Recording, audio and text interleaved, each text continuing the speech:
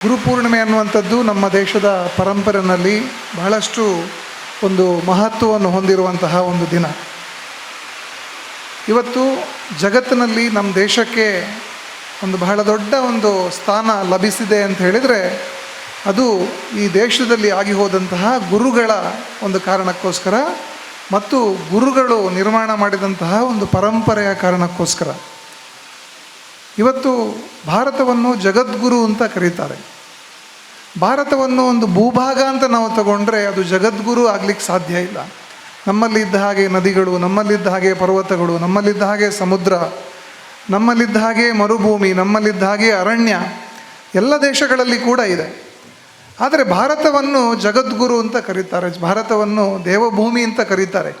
ಅದು ಯಾಕೆ ಅಂತ ಹೇಳಿದರೆ ಈ ದೇಶದಲ್ಲಿ ಆಗಿ ಹೋದಂತಹ ಋಷಿ ಮುನಿಗಳ ಕಾರಣಕ್ಕೆ, ಈ ದೇಶದಲ್ಲಿ ಆಗಿ ಹೋದಂತಹ ಗುರುಗಳ ಕಾರಣಕ್ಕೋಸ್ಕರ. ಅದು ವ್ಯಾಸ ಮಹರ್ಷಿಯಿಂದ ಹಿಡಿದು ವಸಿಷ್ಠರಿರ್ಬೋದು, ವಿಶ್ವಾಮಿತ್ರರಿರ್ಬೋದು, ಅಥವಾ ಮೊನ್ನೆ ಆಗಿ ಹೋದಂತಹ ಅಬ್ದುಲ್ ಕಲಾಂ ವರೆಗೆ ಒಂದು ಬಹಳ ದೊಡ್ಡ ಶ್ರೇಷ್ಠವಾದಂತಹ ಗುರು ಪರಂಪರೆ ನಮ್ಮ ದೇಶದಲ್ಲಿ ಆಗಿ ಹೋಗಿದೆ. ದಾಸರು ಕೂಡ ಹೇಳ್ತಾರೆ, ಗುರುವಿನ ಗುಲಾಮನಾಗುವ ತನಕ ದೊರೆಯದಣ್ಣ ಮುಕುತಿ ಅಂಥೇಳಿ. ಹಾಗಾಗಿ ಈ ಗುರು ಸ್ಥಾನಕ್ಕೆ ಬಹಳಷ್ಟು ಮಹತ್ವ ಇದೆ. ನಮ್ಮ ಪರಂಪರೆಯಲ್ಲಿ, ನಮ್ಮ ಸಂಸ್ಕೃತಿನಲ್ಲಿ ಗುರುಗಳಿಗೆ ಒಂದು ಶ್ರೇಷ್ಠವಾದ ಒಂದು ಸ್ಥಾನವನ್ನು ಕೊಟ್ಟಿದ್ದಾರೆ. ಮಾತೃದೇವೋಭವ, ಪಿತೃದೇವೋಭವ, ಗುರುದೇವೋಭವ ಅಂತ ಹೇಳ್ತೀವಿ ನಾವು. ಅದು ಕೇವಲ ಬಾಯಿ ಮಾತಿನಲ್ಲಿ ನಮ್ಮ ದೇಶದಲ್ಲಿ ಉಳಿದಿಲ್ಲ, ಅದು ನಿಜವಾದ ಅರ್ಥದಲ್ಲಿ ಅದು ಪಾಲಿಸಿಕೊಂಡು ನಾವು ಬಂದಿದ್ದೇವೆ.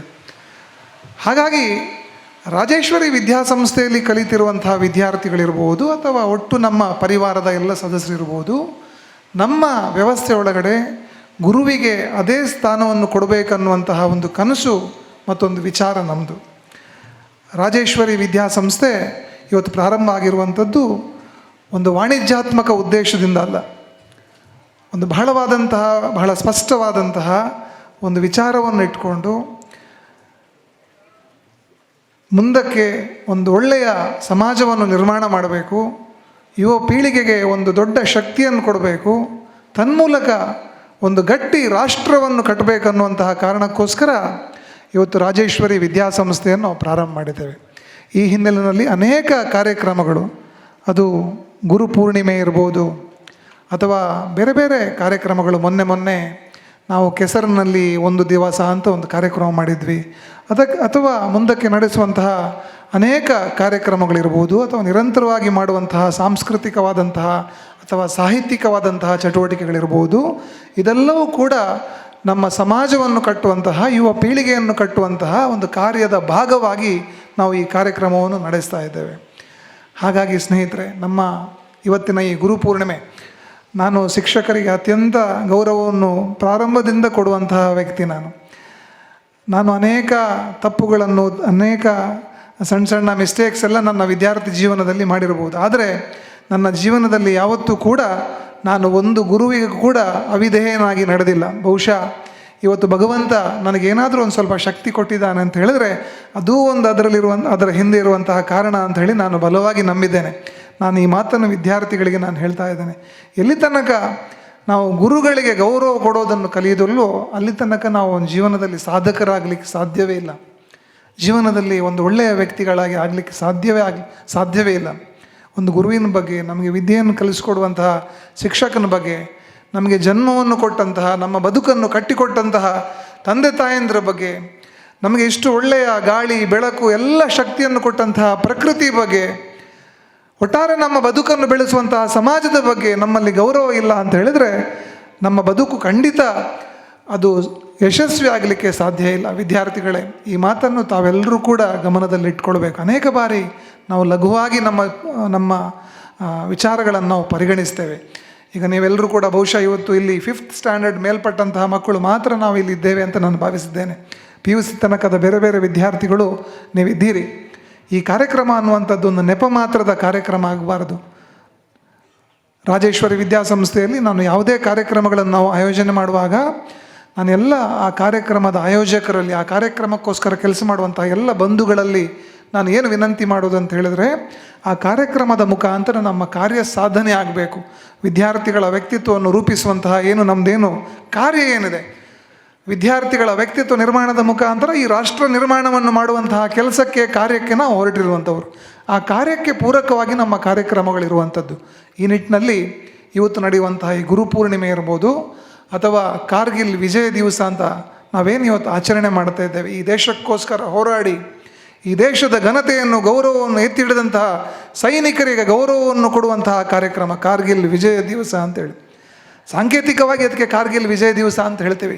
ಇದರ ಹಿಂದಿರುವಂತಹ ಬಹಳ ದೊಡ್ಡ ಆಶಯ ಅಂತ ಹೇಳಿದರೆ, ಈ ದೇಶಕ್ಕೋಸ್ಕರ ನಿರಂತರವಾಗಿ ತಮ್ಮ ಪ್ರಾಣವನ್ನು ಒತ್ತೆ ಇಟ್ಟು ಹೋರಾಟ ಮಾಡಿದಂತಹ ಸೈನಿಕರೇನಿದ್ದಾರೆ, ಇಡೀ ಸೈನಿಕರ ಪರಂಪರೆಗೆ ಒಂದು ಗೌರವವನ್ನು ಕೊಡುವಂತಹ ಕಾರ್ಯಕ್ರಮ. ಈ ಗುರುಪೂರ್ಣಿಮೆ ಮತ್ತು ಈ ಸೈನಿಕರ ನಮನ ಕಾರ್ಗಿಲ್ ವಿಜಯ ದಿವಸ, ಈ ಎರಡೂ ಕಾರ್ಯಕ್ರಮವನ್ನು ಭಗವಂತನ ಅನುಗ್ರಹದಿಂದ ಇವತ್ತು ಜೊತೆಗೆ ನಾವು ಆಚರಣೆಯನ್ನು ಮಾಡ್ತಾ ಇದ್ದೇವೆ. ಹಾಗಾಗಿ ವಿದ್ಯಾರ್ಥಿ ಮಿತ್ರರಲ್ಲಿ ನಾನು ವಿನಂತಿ ಮಾಡುವಂಥದ್ದು, ಈ ಕಾರ್ಯಕ್ರಮ ನಮ್ಮಲ್ಲಿ ಗುರುಗಳ ಬಗೆಗಿನ ಗೌರವವನ್ನು ಹೆಚ್ಚು ಮಾಡಬೇಕು. ತನ್ಮೂಲಕ ನಮಗೆ ವಿದ್ಯೆ ಸಿದ್ಧಿ ಆಗಬೇಕು, ನಮ್ಮ ವ್ಯಕ್ತಿತ್ವ ಅರಳಬೇಕು, ನಮ್ಮ ಮನಸ್ಸು ವಿಶಾಲ ಆಗಬೇಕು, ನಮ್ಮ ಬುದ್ಧಿ ಶ್ರೇಷ್ಠ ಮಟ್ಟಕ್ಕೆ ಹೋಗಬೇಕು. ಆ ನಿಟ್ಟಿನಲ್ಲಿ ನಮ್ಮಲ್ಲಿರುವಂಥ ಎಲ್ಲ ಗುರುಗಳು ನಮಗೆ ಆಶೀರ್ವಚನವನ್ನು ಮಾಡಬೇಕು. ತನ್ಮೂಲಕ ಗುರುಪೂರ್ಣಿಮೆಯ ದಿವಸ ಗುರುಗಳು ಕೂಡ ತಮ್ಮ ಜವಾಬ್ದಾರಿಯನ್ನು ಕೂಡ ನೆನಪಿಸ್ಕೊಳ್ಬೇಕು. ನಾವು ಒಂದು ಸಾಮಾನ್ಯ ಒಂದು ಶಿಕ್ಷಕರಲ್ಲ, ಈ ದೇಶವನ್ನು, ಸಮಾಜವನ್ನು, ಈ ವಿದ್ಯಾರ್ಥಿಗಳ ಭವಿಷ್ಯವನ್ನು ಕಟ್ಟುವಂತಹ ಬಹಳ ಮಹತ್ತರವಾದಂತಹ ಜವಾಬ್ದಾರಿಯನ್ನು ತಮ್ಮ ಹೆಗಲ ಮೇಲೆ ಹೊತ್ತಿದ್ದೇವೆ. ಕೇವಲ ರಾಜೇಶ್ವರಿ ಶಿಕ್ಷಣ ಪ್ರತಿಷ್ಠಾನ ಕೊಡುವಂತಹ ಕಿಂಚಿತ್ ಸಂಬಳಕ್ಕೋಸ್ಕರ ನಾವು ಇಲ್ಲಿ ಕೆಲಸ ಮಾಡ್ತಾ ಇಲ್ಲ, ಬದಲಾಗಿ ದೇಶ ನಿರ್ಮಾಣದ ಕೆಲಸವನ್ನು ಮಾಡ್ತಾ ಇದ್ದೇವೆ ಅನ್ನುವಂತಹ ಭಾವನೆಯೊಂದಿಗೆ, ವಿದ್ಯಾರ್ಥಿಗಳ ವ್ಯಕ್ತಿತ್ವವನ್ನು ರೂಪುಗೊಳಿಸ್ತಾ ಇದ್ದೇವೆ ಅನ್ನುವಂತಹ ಭಾವನೆಯೊಂದಿಗೆ ನಾವು ಕೆಲಸ ಮಾಡ್ತಾ ಇದ್ದೇವೆ ಅನ್ನುವಂತಹ ಒಂದು ವಿಚಾರ ಕೂಡ ಇವತ್ತಿನ ಕಾರ್ಯಕ್ರಮದಲ್ಲಿ ನೆನಪಾಗಬೇಕು. ಆ ಕಾರಣಕ್ಕೋಸ್ಕರ ಈ ಒಂದು ಕಾರ್ಯಕ್ರಮವನ್ನು ನಾವು ಆಯೋಜನೆ ಮಾಡಿದ್ದೇವೆ. ಈ ಕಾರ್ಯಕ್ರಮಕ್ಕೆ ನಮಗೆ ಅತಿಥಿ ಯಾರಾಗಬೇಕು ಅಂತ ಯೋಚನೆ ಮಾಡಿದಾಗ ಅನೇಕ ಹೆಸರುಗಳು ಬಂತು. ಇವತ್ತು ಸಮಾಜದಲ್ಲಿ ವಾಗ್ಮಿಗಳು ಅನೇಕ ಜನ ಇದ್ದಾರೆ, ಆದರೆ ಇವತ್ತು ನಮಗೆ ಮಾರ್ಗದರ್ಶನ ಮಾಡಲಿಕ್ಕೆ ಬರುವಂಥ ವ್ಯಕ್ತಿ ಓರ್ವ ಗುರುಗಳು ಕೂಡ ಆಗಿರಬೇಕು ಅನ್ನೋ ಕಾರಣಕ್ಕೋಸ್ಕರ ಯೋಚನೆ ಮಾಡಿದಾಗ ನಮ್ಮ ಕಣ್ಮುಂದೆ ಬಂದಂಥ ಹೆಸರು ಯಾರು ಅಂತ ಹೇಳಿದ್ರೆ ಸನ್ಮಾನ್ಯ ಪವನ್ ಕಿರಣ್ ಕೆರೆಯವರು. ನಾನು ಕೆಲಸ ಮಾಡಿದಂತಹ ಸಂಸ್ಥೆಯಲ್ಲಿ ಸುಮಾರು ಒಂದು 5-6 ವರ್ಷ ಕೆಲಸ ಮಾಡಿದಂಥವರು, ಒಬ್ಬ ಶ್ರೇಷ್ಠವಾದಂತಹ ಯಕ್ಷಗಾನ ಕಲಾವಿದರು. ಬಹುಶಃ ಯಕ್ಷಗಾನದ ಅಭಿಮಾನಿಗಳು ಅವರನ್ನು ನೋಡಿರಬಹುದು. ತಾಳಮದ್ದಳೆಗಳಲ್ಲಿ ಯಕ್ಷಗಾನದಲ್ಲಿ ಬಹಳ ಶ್ರೇಷ್ಠವಾದಂಥ ಒಬ್ಬ ಅರ್ಥಗಾರಿಕೆಯನ್ನು ಮಾಡುವಂಥ ಒಬ್ಬ ವ್ಯಕ್ತಿ ಪವನ್ ಕಿರಣ್ ಕೆರೆಯವರು. ಅವರು ಇವತ್ತು ನಮ್ಮ ಕಾರ್ಯಕ್ರಮದಲ್ಲಿ ಇವತ್ತು ನಮ್ಮ ಮಧ್ಯೆ ಇರುವಂಥದ್ದು ಇದು ನಿಜವಾಗಿಯೂ ಕೂಡ ನಮ್ಮ ಒಂದು ಭಾಗ್ಯ ಅಂತ ನಾನು ಭಾವಿಸಿದ್ದೇನೆ. ಅವರಿಗೆ ನಾನು ರಾಜೇಶ್ವರಿ ಶಿಕ್ಷಣ ಪ್ರತಿಷ್ಠಾನದ ಪರವಾಗಿ ತುಂಬ ಆಭಾರಿಯಾಗಿದ್ದೇನೆ ಅಂತ ಹೇಳಲಿಕ್ಕೆ ನಾನು ಇಚ್ಛೆ ಪಡ್ತೇನೆ ಸರ್. ಮುಂದಿನ ದಿನಗಳಲ್ಲಿ ನಿಮ್ಮ ನಿರಂತರವಾದಂಥ ಮಾರ್ಗದರ್ಶನ ನಮಗೆ ಬೇಕು ಅಂತ ಹೇಳಿ ತಮ್ಮ ಹತ್ರ ಕೇಳ್ಕೊಳ್ತೇನೆ.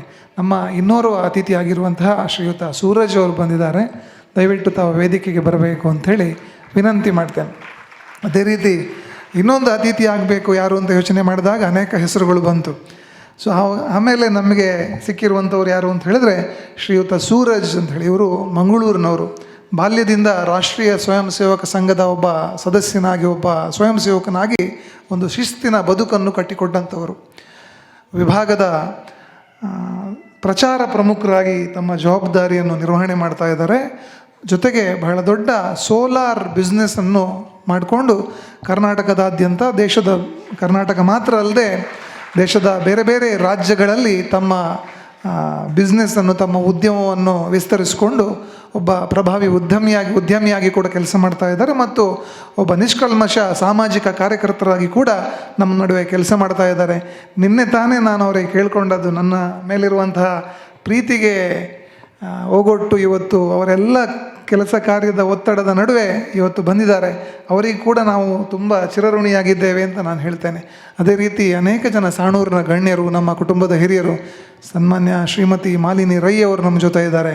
ಕಾಂಗ್ರೆಸ್ ಪಕ್ಷದ ಹಿರಿಯ ನೇತಾರರು. ಅವರು ಆ್ಯಕ್ಚುಲಿ ನಮಗೆ ಒಂದು MLC ಆಗಿ ಅವರು ಸಿಗಬೇಕಿತ್ತು.